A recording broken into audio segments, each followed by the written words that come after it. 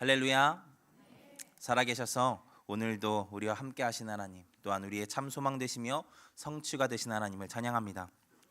오늘도 그 하나님을 사모하며 나온 사랑하는 성도님들을 환영하고 축복합니다. 하나님께서 이 시간 사모하며 나온 우리 모두에게 말씀을 통해 하나님의 뜻과 마음을 알게 하실 줄 믿습니다. 또한 그 뜻과 마음 알게 하실 뿐 아니라 순종과 결단할 수 있는 마음까지 허락하시는 시간 되기를 소망합니다.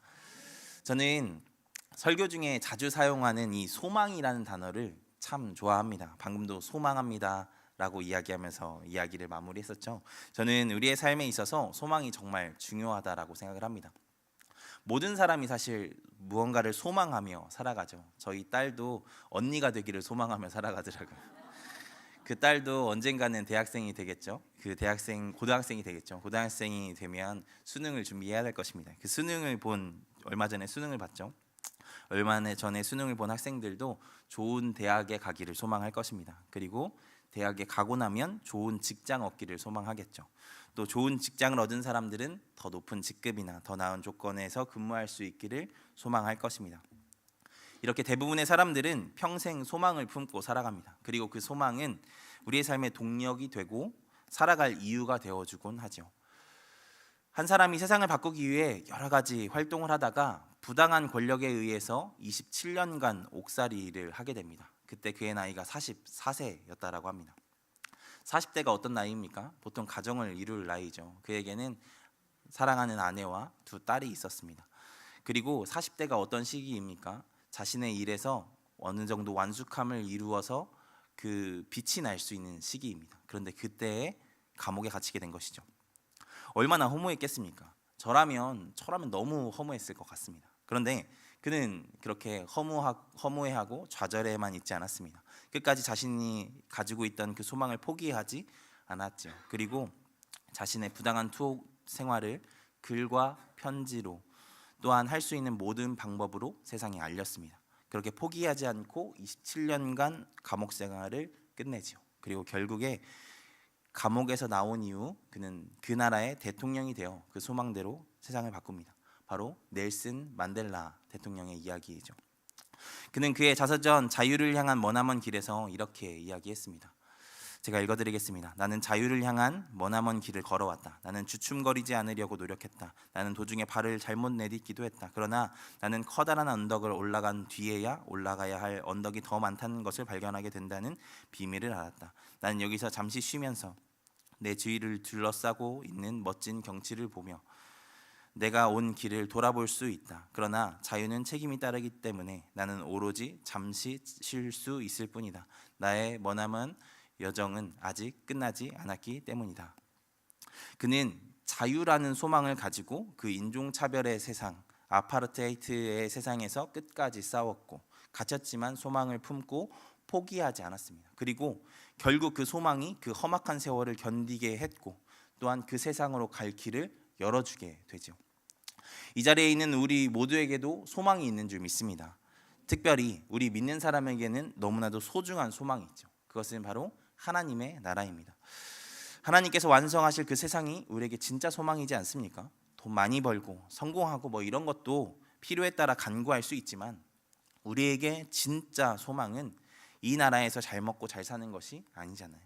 이 세상에서 잘 먹고 잘 살고 성공하는 것이 아니잖아요. 우리의 본향 하나님 나라, 하늘나라이지 않습니까? 그 완성될 하나님 나라 말입니다. 이 자리에 계신 사랑하는 성도님들은 그 소망을 가지고 살아가고 계신 분들인 줄 믿습니다. 바라기는 오늘 이 시간 그 소망을 품은 삶이 얼마나 값진지, 또한 그 소망을 품은 자가 어떻게 살아야 하는지 말씀을 통해 들을 때 우리에게 큰 도전이 되는 시간 되기를 소망합니다. 우리 지난주에 스가랴서의 말씀을 같이 봤었죠. 우리 학생들 집에서 복습 많이 하셨나요? 우리 복습하면서 시작을 해보겠습니다. 여러분 스가랴서 누가 기록했죠? 스가랴. 50점 맞으셨습니다. 그러면 스가랴 선지자의 이름의 뜻은? 100점입니다. 여호와께서 기억하십니다. 네, 100점입니다. 이제 플러스 알파로 제가 학계와 스가랴의 시대에 대해서 설명한 것들에 대해서 잠깐만 언급하겠습니다. 첫 번째, 그 시대가 포로 귀환과 성전 재건의 시대였다라는 것을 말씀을 드렸죠. 좀 더 자세히 말씀을 드리면 성전 재건이 잠시 중단되었다가 재개되는 시점에 학개서와 스가랴서가 쓰였다라고 말씀을 드렸습니다. 이게 첫 번째 상황이었고요. 두 번째 상황은 포로 귀환 공동체와 그 땅에 남겨져 있는 사람들의 갈등이 존재하던 시대였다. 그 땅에 남겨져 있었던 사람들의 갈등이 있었던 시대였다라고 이야기를 했습니다. 기억하시죠? 특별히 포로 귀환 공동체를 뭐라고 부른다라고 이야기를 했었는데 혹시 기억하시나요? 콜라 말고 골라 공동체라고 이렇게 말씀을 드렸었죠. 그리고 이 포로 귀환 공동체와 그 땅에 남겨져 있었던 그 사람들의 공동체를 뭐라고 부른다고 기억을 하실 리가 없으니까 제가 말씀을 드리면 근데 이거는 좀 어렵기 때문에 기억 안 하셔도 됩니다. 예후드 공동체라고 말씀을 드렸었습니다. 뭐 제가 이것까지 아시는 분이 한 분이라도 계시면 아이스크림이라도 사드릴까 했는데 날이 추우니까 간단히 이야기해서 성전 재건이라는 큰 숙제가 있던 시대가 이 시대였고, 그리고 이 민족이 화합되지 않고 분열해 있고 이것이 화합돼야 하는 큰 숙제가 있던 시대가 바로 이 시대였다라는 것입니다. 그런 어려운 시대였지만 하나님께서는 학개를 통해서 성전 재건을 할 수 있도록 그 백성을 준비시키셨고, 스가랴를 통해 그 성전에서 예배드릴 그 한 예배자들을 준비시키기 위해 말씀으로 하나 되게 하시고 또한 그들을 예배자 되게 하신 것이 스가랴서의 내용이었다라고 우리가 두 주간 함께 나누었었습니다. 오늘은 스가랴서 두 번째 시간으로 스가랴서의 후반부 스가랴서 9장부터 14장까지의 말씀을 함께 보도록 하겠습니다. 물론 이 말씀도 당연히 스가랴가 선포한 메시지이고 스가랴가 기록한 메시지입니다. 그런데 읽어보신 분들은 아시겠지만 이게 같은 사람이 썼을까라는 생각이 들 정도로 너무 다른 느낌으로 9장부터 이야기가 진행되어지거든요. 우리가 저번 주에 나누었던 전반부의 말씀은 환상을 통해서 말씀을 선포하고 내용에 있어서 조금 더 희망적인 내용들이 많이 기록되어 있습니다. 그런데 우리가 볼 부분도 하나님께서 주실 미래의 이야기들 그리고 희망적인 이야기들을 많이 이야기하고 있지만 앞부분보다는 조금 더 비관적인 내용들이 기록되어 있습니다. 무엇보다 이 지도자에 대한 시각의 차이가 조금 크게 나타납니다. 전반부에서는 스룹바벨과 여호수아가 하나님이 보내신 선지자의 그 너무나도 귀중한 지도자라는 것들을 되게 많이 이야기를 하고 강조를 해주거든요. 근데 후반부에서는 우리가 뒤에서 나누겠지만 양떼를 팔고 버린 악한 목자들에 대한 이야기들을 하면서 이스라엘 지도자들에 대해서 상당히 비판적으로 이야기하는 것을 볼 수 있습니다. 그러니까 앞에서와 조금 다른 느낌들을 주는 거죠. 그래서 어떤 학자들은 우리가 저번 주에 나눈 스가랴서 1장 8장까지의 말씀과 9장부터 14장까지 오늘 나눌 이 말씀이 너무 다르다라고 이야기를 하더라고요. 그래서 그러면 누가 썼냐? 똑같이 스가랴가 썼지만 9장부터 14장까지는 9장부터 8장까지는 아마 젊은 시절 20대 시절 스가랴가 쓴 것이고, 그리고 9장부터 14장은 그로부터 한 3, 40년이 지난 후에 5, 60대가 되어서 이 스가랴가 본 상황 속에서 쓴 예언서가 이 스가랴서이다라고 이야기를 하고 있더라고요. 우리가 나이 들면서 생각이 바뀌기도 하고 표현이 바뀌기도 하잖아요. 그리고 무엇보다 그 시대는 10년, 20년의 상황이 급박하게 바뀌던 시대였습니다. 우리가 다음 주에 나눌 말라기의 말씀이 사실 이 스가랴서 후반부의 말씀이 기록되던 시대와 많이 겹치던 연대가 비슷하다고들 하거든요. 이 시기가 성전이 완공되고 20, 30년이 흐른 후의 상황입니다. 그런데 그때 기대했던 회복들이 일어나지 않는 것입니다. 성전이 완공되면 무언가 격변이 일어나고 역전이 일어날 것 같은데 그런 일들이 일어나지 않았죠. 그리고 오히려 더 심각한 타락의 모습들이 일어나기도 했습니다. 그래서 회개에 대한 강조들이 더 강조되던 시기가 바로 이때였습니다. 그러다 보니까 이 스가랴서의 전반부의 말씀보다 후반부의 말씀이 조금 다른 어조로 쓰일 수밖에 없었던 것이겠죠. 상황도 바뀌었고 선지자도 그만큼 완숙했고 달라졌기 때문이죠. 우리가 바로 이 스가랴서의 후반부 9장부터 12장의 말씀을 살펴볼 것입니다. 바라기는 이 말씀을 통해 그 절망의 시대 가운데도 놓지 않았던 소망이 무엇인지 발견하고 우리 또한 그 영원한 소망을 가지게 되는 귀한 시간 되기를 소망합니다. 지난주에도 이야기했듯이 스가랴서는 신약에서 두 번째로 많이 인용된 말씀입니다. 구약에서 두 번째로 많이 인용된 말씀입니다. 이사야서가 100회 이상 신약에서 인용되면서 가장 많이 인용된 구약의 말씀이라는 영광을 차지하긴 했지만 이 이사야의 반의 반도 안 되는 분량을 가진 스가랴서가 71회 정도 인용됐다라는 것을 생각을 하면 구약의 예언의 성취의 시대, 신약의 시대를 살아가는 우리에게 이 책이 얼마나 중요한지 한번 생각해 볼 수 있겠죠. 특별히 오늘 우리가 보는 이 스가랴서 후반부의 말씀이 신약에서 그렇게 많이 인용이 됩니다. 가장 대표적인 것이 스가랴서 9장 9절입니다. 스가랴서 9장 9절 같이 읽겠습니다. 시온에 따라 크게 기뻐할지어다.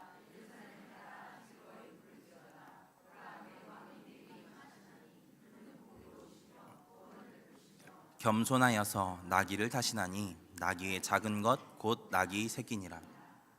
아멘. 잘 아시는 것처럼 이 말씀은 마태복음에서 또한 인용되죠. 마태복음 21장 5절과 요한복음 12장 15절에서 인용됩니다. 우리 마태복음 21장 5절의 말씀도 같이 읽어보겠습니다.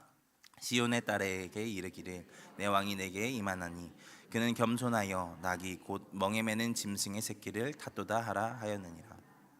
거의 똑같이 이 말씀이 인용되고 있는 것을 볼 수 있죠. 마태복음은 이 스가랴서가 예언한 그 왕과 그 왕이 이루실 세상이 지금 도래했음을, 지금 막 오고 있음을 이 말씀을 가지고 선포한 것입니다.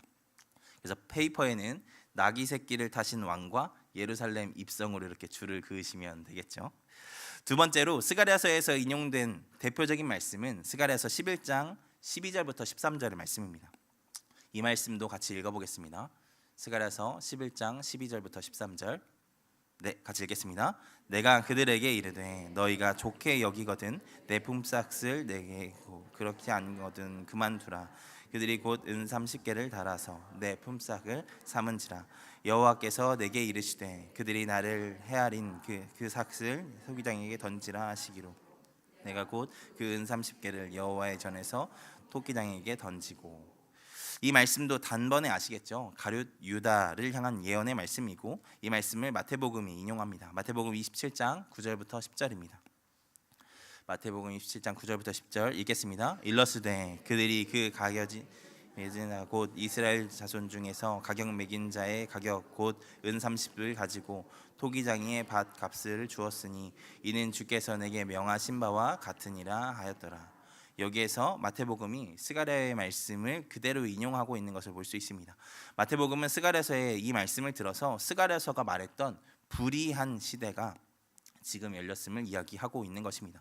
페이퍼는 아시겠죠? 토기장의 땅에 던져진 은 30과 가룟 유다의 배신을 이어주시면 되겠습니다. 그리고 마지막으로 스가랴서 13장 7절의 말씀이 복음서에서 인용되죠.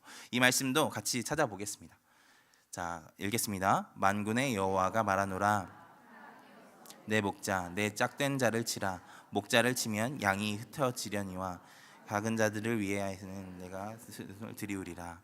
이 말씀은 마태복음 26장 31절과 마가복음 14장 27절의 말씀에서 각각 인용됩니다. 이 중에 마가복음의 말씀을 보겠습니다. 마가복음 14장 27절 같이 읽겠습니다. 예수께서 제자들에게 이르시되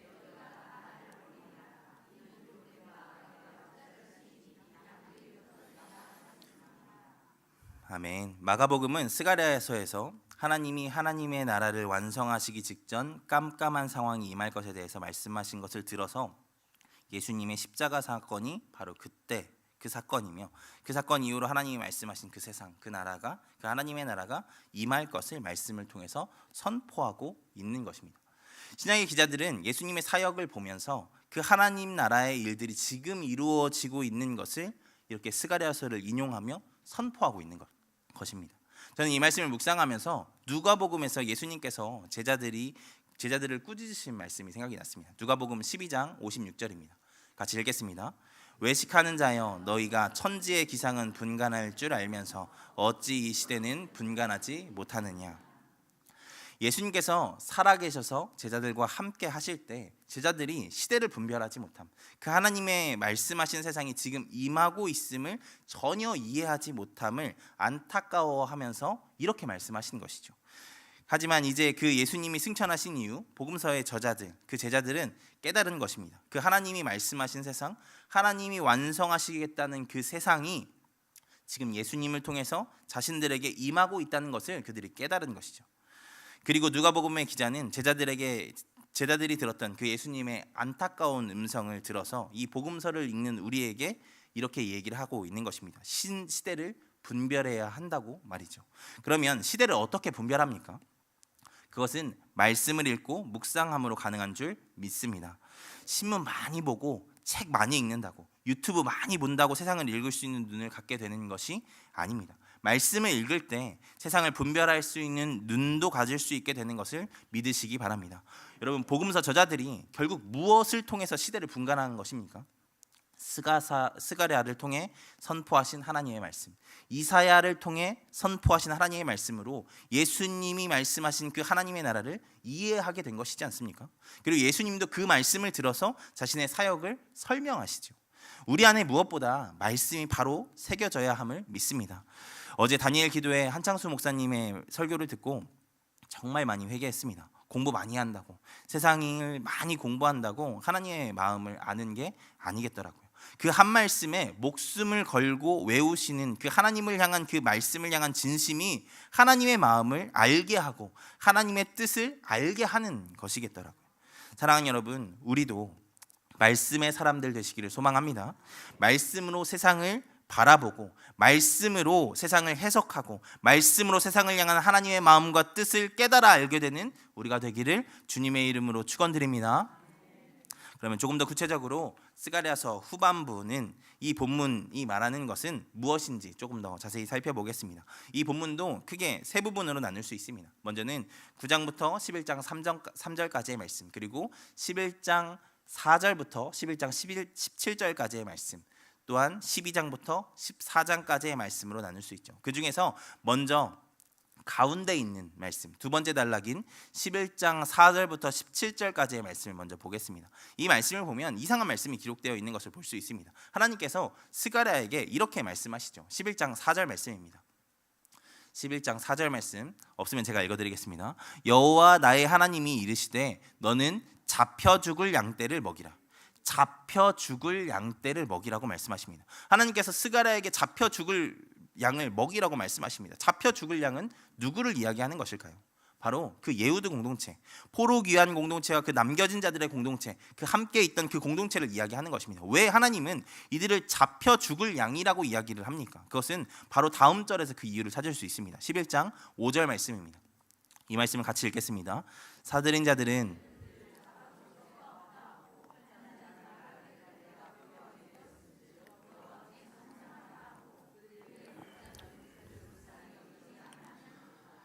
양들을 사들인 자는 그들을 잡아먹어도 죄가 없다고 하고 그들을 악한 이들에게 손에 넘겨 판 자들은 자신들이 부유하게 되었으니 하나님을 찬양한다라고 이야기를 하죠. 이게 무슨 상황이냐면 그 예후드 공동체의 지도자들이라고 뽑힌 사람들이 그 땅의 백성들을 학대하고 빼앗고 팔아버리는 정황들에 대해서 이야기를 하는 것입니다. 리더들이 백성들을 보살핀 것이 아니라 자신의 가정만 돌보고 자신의 재산을 불리고 배불리는 데에만 집중하고 있는 상황을 얘기하는 것이죠. 하나님께서 스가랴를 통해서 이 통탄한 상황을 꾸짖고 있는 것입니다. 참 사람이 약하죠. 분명 자신들이 왜 멸망했는지 얼마 전까지 뼈저리게 반성해야 하는 시간을 가졌던 그 자들이 다시 또 하나님 앞에서 악을 행하고 있는 것입니다. 더 끔찍한 것은 그들이 악을 행하면서도 형통한 것을 하나님의 보호하심이며 형통케 하심이라고 생각하고 찬양을 했다는 것이죠. 이것을 하나님께서 더 괴로워하십니다. 바꿔 이야기하면 악을 행하며 그 악이 잘 되게 해달라고 기도하고 악이 잘 되면 하나님을 찬양했다는 것입니다. 최악이지 않습니까? 사랑하는 여러분, 착각하시면 안 됩니다. 하나님은 분명히 우리를 사랑하십니다. 그런데 우리가 행하는 악도 사랑하시는 분은 아니십니다. 그 악이 잘 되시기를 바라시는 분도 아니라는 것입니다. 그리고 그것으로 하나님을 찬양하는 것을 싫어하실 뿐 아니라 괴로워하시는 분이십니다. 무슨 짓을 해도 하나님 영광을 위해서 했다라고 이야기하면 퉁쳐주시는 분이 아니라는 것이죠. 여러분, 목사의 딸이라는 책이 있습니다. 박윤선이라는 우리나라의 유명한 신학자이자 목회자이신 그분의 딸이 자신의 아버지를 고발하며 쓴 내용의 책이죠. 내용을 간단히 요약하면 이렇습니다. 박윤선 목사님이, 지금 안 보여주셔도 됩니다. 박윤선 목사님이 전처와 전처의 소생인 자신들을 학대할 뿐 아니라 전혀 돌보지 않았다. 그리고 그로 인해 큰 상처를 받은 자녀들이 고통스러운 인생을 살아갔었고, 그래도 아버지이시기에 돌아가시기 전에 먼저 화해의 손길을 내밀었는데 그마저도 그 아버지는 뿌리치고 세상을 떠났다라는 내용입니다. 그 안에서 딸인 박혜란 씨가 얼마나 신앙적인 고뇌로 괴로워했는지 이야기를 하죠. 다행히 아버지 박윤선 씨의 모습은 그녀를 시험에 들게 했지만 하나님이 살아계시기에 그를 치료하시고 그 딸을 목사가 되게 하셨더라고요. 하지만 그 아버지의 모순된 목숨에 받은 상처가 얼마나 컸는지 그 모습들에 대한 책을 이렇게 쓴 것입니다. 사실 사역을 하다 보니까 한편으로는 고 박윤선 목사님의 자녀를 향한 소홀함과 냉혹함이 동의되는 것은 아니지만 한편 이해되기도 했습니다. 그리고 하나님의 일을 하는 것이니 그것은 어쩔 수 없는 희생이었다라고 변명을 할 수 있지 않을까 생각하기도 했습니다. 하지만 그 책에서 박혜란 씨가 이런 말을 남기더라고요. 보여주시면 됩니다. 그런 의미에서 목회자가 마지막 날 하나님 앞에 섰을 때 하나님은 이렇게 질문하실 것 같다. 어린아이 하나를 실족하게 한 일이 있는가? 그러나 많은 목회자들이 마치 하나님께서 내가 얼마나 많은 사람에게 복음을 전하고 교인을 얼마나 많이 늘렸느냐라고 질문하실 거라고 착각하는 것 같다. 하나님의 일을 한다고 하면서 한 영혼이 실족하는 것은 외면하는, 어쩌면 가장 가까이에 있는 그 위선적인 아버지의 모습을 보며 실족하는 자녀는 생각하지 않는 아버지 목사님을 이렇게 꼬집은 것이겠죠. 그리고 더 나아가서 저 같은 부끄러운 생각을 하는 모든 목사를 꾸짖으신 것이기도 하지 않을까 싶습니다. 이 글을 읽으면서 정말 부끄러웠습니다. 나도 그런 사람이 되어가는 것은 아닐까 하고 말이죠. 진짜 그 열심이 진짜 나의 열심이 하나님을 향한 열심인지, 나를 위한 욕망을 하나님을 향한 열심으로 포장한 것은 아닌지 되묻게 되더라고요. 하나님은 나를 위한 욕망을 하나님을 향한 열심으로 포장하는 것을 절대로 기뻐하지 않으십니다. 오히려 오늘 말씀에서와 같이 분노하시죠. 그렇게 겉으로는 하나님을 찬양하는 것 같지만 지극히도 나를 높이는 그 완악함을 하나님은 모르시지 않는다는 것입니다. 사랑하는 여러분, 하나님은 바보가 아니세요. 하나님을 속일 수 있다고 생각하는 우리가 바보이고, 그렇게 하나님을 속이고 있다는 것조차 모르는 우리가 바보 천치인 것이죠. 하나님이 우리가 돈 많이 벌고 명성을 얻고 높은 자리에 앉는다고 영광을 받으시는 분이십니까? 아니죠. 하나님은 우리가 영광을 돌리지 않아도 이미 충만한 영광의 주인이십니다. 이미 충만한 영광 가운데 계신 분이시라고요. 그러면 그분이 받기를 원하시는 것이 무엇이겠습니까? 자녀인 우리와 항상 함께하는 것이지 않겠습니까? 매 순간 하나님이 기뻐하시는 삶을 사는 것 말입니다. 어쩌면 결과를 원하시는 것이 아니라 매 순간 하나님이 원하시는 자리에서 꿋꿋이 충성을 다하며 살아가는 것을 하나님께서 원하신다는 것이죠. 결과는 우리가 원하는 것이고, 하나님은 결과가 아니라 그 과정, 매 순간 충성되이 살아가는 그런 자들을 찾으신다는 것입니다. 바라기는 우리가 그런 자들 되기를 소망합니다. 매 순간, 결과가 아니라 매 순간 하나님 앞에 살아가는 우리가 되기를 소망합니다. 그래서 하나님은 이 11장 본문을 통해서 그런 심각한 오해를 하며 오히려 하나님을 찬양할수록 하나님을 욕먹이고 괴롭히는 악한 리더들을 심판하실 것을 말씀하십니다. 11장 17절입니다. 11장 17절 같이 읽겠습니다. 화 있을진저 양떼를 버린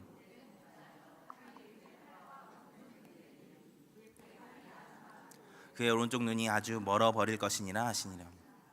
하나님은 그 양떼를 버리고 판 나쁜 목자들을 결국에는 심판하실 것을 말씀하십니다.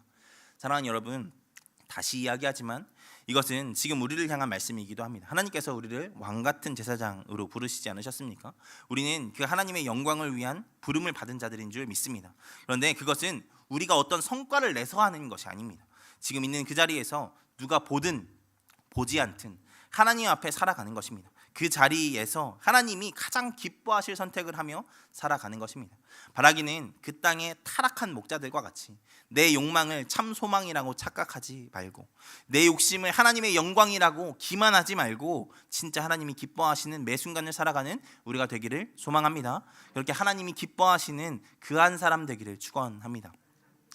예후드 공동체에는 바로 그런 사람, 그 리더들이 없었던 것입니다. 11장은 그 절망적인 상황을 양떼를 팔아먹고 버리는 목자에 비유하고 있는 것이죠. 근데 이것은 단순히 현실을 비관하기 위한 말씀은 또 아닙니다. 비록 현실은 그렇지만 결국에 진짜 목자를 하나님께서 일으키실 것에 대해서 말씀하기 위해서 하신 말씀이죠. 그것이 9장부터 11장 3절까지의 말씀입니다. 여기에서는 참목자 되시는 하나님에 대해서 이야기를 합니다. 9장 1절부터 10절까지의 말씀을 보시면 하나님께서 하드락부터 하드락, 다메섹, 하맛, 두로, 시돈, 아스글론, 가사, 에그론, 아스곶까지 땅을 정복하시고 평화의 왕으로 예루살렘에 입성하실 것을 말씀하시는 것을 볼 수 있습니다. 방금 이야기한 이 지명들은 북쪽 바벨론 땅 가까운 곳에서부터 예루살렘 서쪽 블레셋 땅에 이르는 순서로 기록되어 있습니다. 학자들은 이 루트로 바벨론 대군이 남유다를 침략해 왔다라고 이야기를 하더라고요. 그러니까 침략의 길이었던 것이죠. 그런데 하나님은 그 침략의 길, 유다를 멸망케 했고 정복해 했던 그 길을 바꾸시어서 예루살렘이 다시 하나님 나라가 되는 길로 만드시겠다라고 이 말씀을 이야기하신 것입니다. 그리고 결국에는 그들에게 진정한 왕으로, 진정한 참목자로 임하실 것을 나귀 새끼를 타고 입성하시는 것을 통해서 보여주시는 것이죠. 잘 아시는 것처럼 나귀는 평화의 시대를 상징합니다. 그래서 열왕기 상에서 보면 다윗이 솔로몬을 왕으로 즉위시킬 때 나귀를 타게 하지 않습니까? 우리 열왕기상 1장 33절의 말씀 보겠습니다. 같이 읽겠습니다. 왕이 그들에게 이르되 너희는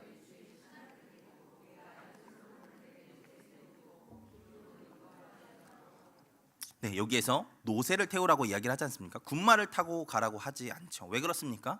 전쟁이 종식된 시대를 상징하는 것이 나귀였기 때문입니다. 그러니까 솔로몬의 통치가 시작되면 말을 탈 필요 없이 나귀만 타도 되는 세상, 정말 평화의 시대가 올 것임을 이렇게 상징적으로 이야기를 한 것이죠. 그렇게 하나님은 그 나귀를 타는 왕, 그들의 왕, 평화의 시대를 가져올 왕이 되실 것을 말씀하시는 것입니다. 그리고 그 오합지졸 같은 이스라엘 백성을 하나님의 좋은 군사로 삼으실 것을 말씀하시죠. 9장 11절 이후로 말씀이 다 그런 말씀들입니다. 그 중에서 10장 3절의 말씀 한번 보겠습니다. 10장 3절 같이 읽겠습니다. 내가 목자들에게 노를 바라며 내가 순념소들을 벌하리라. 만군의 여호와가 그 무리 곧 유다 족속을 돌보아 그들을 전쟁의 준마와 같게 하리니. 그들을 전쟁의 준마와 같게 하시겠다고 하시죠. 하나님께서 그들을 강건하게 하실 것을 말씀하시는 것입니다. 그렇게 하나님께서 왕이 되시는 나라를 만드시겠다는 것이죠. 이것이 9장 1절부터 11장 3절까지의 말씀입니다. 그리고 12장부터 14장까지의 말씀도 이와 비슷합니다. 여기서는 하나님께서 세우실 새로운 나라, 하나님만이 왕 되시는 나라에 대해서 이야기를 하고 있습니다. 하나님께서 그날의 예루살렘을 지키고 도우시며 많은 이들이 찾아와 하나님을 경배하는 나라로 만드실 것을 여기에서 이야기를 하죠. 여기에서 먼저 12장 3절의 말씀을 먼저 보겠습니다. 같이 읽겠습니다. 그날에는 내가 예루살렘을 모든 민족에게 무거운 돌이 되게 하는 일이니 그것을 드는 모든 자는 크게 상할 것이라. 천하 만국이 앞선 말씀과 함께 읽으면 세상 나라들이 예루살렘을 우습게 보고 쳐들어오고 침략하겠지만 예루살렘을 들지 못할 무거운 돌이 되게 하여 쳐들어온 자들을 오히려 상하게 할 것을 여기서 말씀하시는 것입니다. 그리고 그들을 그렇게 보호하실 뿐 아니라 강하게 하실 것을 또 말씀하시죠. 12장 8절의 말씀입니다. 같이 읽겠습니다. 그날에 여호와가 예루살렘 주민을 보호하리니 그 중에 약한 자가 그날에는 다윗 같겠고 다윗의 족속은 하나님 같고 무리 앞에 있는 여호와의 사자 같을 것이라. 너무 멋진 말씀이지 않습니까? 하나님께서 하나님의 백성을 친히 보호하시는데 품 안에 있는 갓난아이 같이 보호하시는 것이 아니라 그들에게 힘을 주어서 가장 약한 자도 다윗 같게 만드시고 심지어 유다 족속은 하나님 같고 여호와의 사자 같게 만드시겠다고 말씀하시는 것입니다. 그리고 그날에 하나님께서 그들의 모든 죄악을 씻을 것을 또한 말씀하시죠. 13장 1절의 말씀입니다. 같이 읽겠습니다. 그날에 죄와 더러움을 씻는 셈이 다윗의 족속과 예루살렘 주민을 위하여 열리리라. 하나님께서 죄와 더러움을 씻어서 정결케 하는 셈을 여시겠다는 것입니다. 이제 배반했던 그들의 악함을 용서하시고 품으시겠다는 것이죠. 그리고 더 놀라운 것은 그렇게 이스라엘 백성들을 구원하실 뿐 아니라 그들의 열방의 구원의 통로로 만드실 것을 또한 말씀하십니다. 하나님은 여호와의 날에 하나님의 백성의 원수된 나라들을 치시고 결국에는 그들도 하나님을 예배하는 자들이 되게 하실 것을 말씀하십니다. 스가랴서 14장 16절의 말씀입니다. 같이 읽겠습니다. 예루살렘을 치러 왔던 이방 나라들 중에 남은 자가 해마다 올라와서 그 왕 만군의 여호와께 경배하며 초막절을 지킬 것이라. 그 이방 민족들의 남은 자들이 예루살렘에 와서 초막절을 지킬 것이라고 이야기를 하지 않습니까? 하나님께서 하나님의 백성을 구원하신 것을 기념하고 기억하며 지키는 그 예배에 이방 나라, 이방 민족들이 참여케 하실 것이라고 말을 합니다. 그리고 그 뒤에는 더 재미있는 이야기들이 있습니다. 하나님께서 그 예배에 참여하지 않는 민족에게는 비를 내리지 않고 재앙을 내리실 것임을 이야기하고 있는 것이 그 뒤로 이어지죠. 그만큼 명명백백히 하나님의 영광이 드러난 세상, 또한 모든 민족이 하나님을 예배하는 세상을 만드시겠다는 것입니다. 스가랴서 14장 9절의 말씀도 읽겠습니다.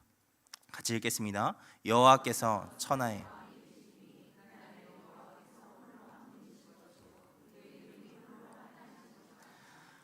아멘. 하나님께서 왕이신 나라, 왕이신 세상, 그 누구도 부인하지 않을 그 세상을 만드실 것을 이렇게 선포하시는 것입니다. 이것이 12장부터 14장까지의 내용이죠. 그래서 종합하면 스가랴서의 후반부의 내용은 11장 4절부터 17절까지의 말씀이 이야기하는 것처럼 지금은 비록 악한 목자들이 다스리는 것 같은 깜깜하고 희망이 없는 시대를 살아가지만 9장부터 11장 3절과 12장부터 14장이 이야기하는 것처럼 하나님께서 반드시 역사하셔서 참목자로서 하나님이 드러나는 세상, 또한 하나님만이 왕이 되시는 세상을 만드시고 인도하실 것을 이야기하는 것입니다. 그래서 이 스가랴서는 이 소망을 선포하고 있는 것이죠. 그리고 여기 안에 또한 후반부가 진짜 하고 싶은 이야기가 숨겨져 있습니다. 우리가 오늘 말씀을 읽으면 처음 말씀을 읽었던 말씀이 있죠. 스가랴서 9장 12절의 말씀 한번 같이 읽어볼까요? 같이 읽겠습니다. 갇혀 있으나 너희는 요새로 돌아올지니라.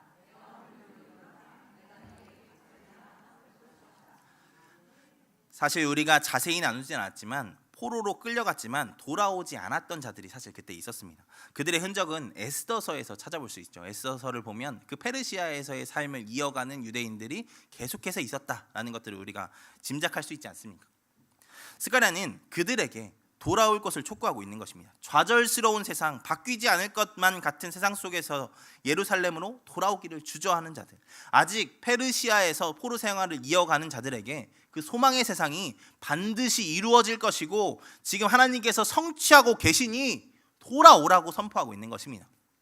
이것은 또한 포로에서 아직 귀환한 사람들에게만 하는 말씀이 아닙니다. 이 하나님 나라의 비전을 알지만 실망이라는 감옥에 갇힌 자들, 좌절이라는 감옥에 갇힌 자들, 그래서 진심으로 그 비전에 참여하지 못하고 있는 자들에게 그 소망이 절대로 신기루같이 사라지지 않고 반드시 이루어질 것입니다. 오아시스와 같이 그 기다림의 수고와 노고의 몇 배의 보상으로 돌아올 것임을 선언하고 있는 것입니다. 그러니까 소망을 품고 돌아오라는 것이죠. 하나님은 그 좌절스러운 세상 상황 속에서 절망하고 있는 모든 사람들에게 말씀하시는 것입니다. 목자들이 타락하고 삶의 형편이 나아지지 않는 그 상황, 그 세상을 살아가는 자들에게 내가 너희의 소망이 될 것이고 그 소망은 헛것이 아니니 그 품은 소망을 가지고 살아내라고 말입니다. 사랑하는 여러분, 바뀌지 않을 것 같은 현실에 좌절하고 계십니까? 답답한 현실 속에 한탄만 하고 계십니까? 소망은 품었지만 행동하지는 못하고 계십니까? 아니, 그 삶에 동참까지는 하고 있는 것 같지만 그 소망을 굳게 붙잡지 못하고 갇혀 있는 것 같은 현실에 좌절하고 계십니까? 하나님께서 반드시 일하실 것입니다. 반드시 역전시키실 것입니다.